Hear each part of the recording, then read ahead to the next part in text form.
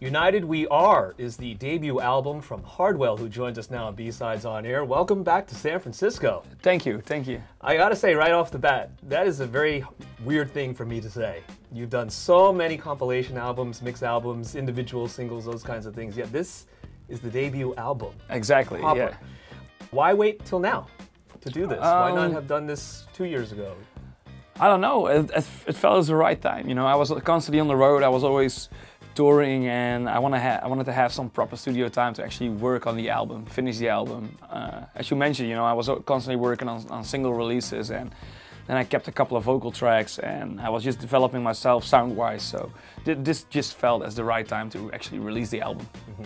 Did you think that there was anything that earlier work, for example, could have been part of this album, or older tracks that could have been reworked to add? Yeah, well, some of the tracks on the album were like demos from 4 years old, and I never had the time to finish them, or I didn't have the ideas to finish them. So, yeah, it's basically like a lot of new stuff, but even like stuff that was laying around for a long time. What's up, San Francisco?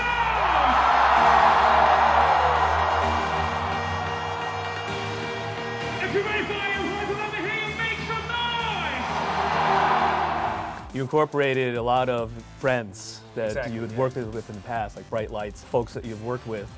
A lot of people will look at a debut album, and especially with the success you had, and say, wow, you could have easily called Rihanna, Beyonce, but yet you stuck with the familiar names. I want to, even sound-wise, you know, I think, for example, Amber Shepherd, Bright Lights, they fit so well with my sound, and it sounds so maybe familiar, you know, that's how I sound, that's who I want to be. I don't want to be the next Calvin Harris or Avicii. I want to stick true to my Hardwell sound, and even then, you know, when I got in touch with Jason Derulo, he was totally up for it to do like a more dance track, you know, and not necessarily an EDM commercial track, but like in like the Hardwell signature soundtrack, and he was really up for it. So yeah, it depends, you know, and I always like to work with singer-songwriters that have like that's exactly same level of emotion with, that it exactly fits the track. When you perform live, especially the new stuff, do you have any wiggle room? Do you have any opportunity to say,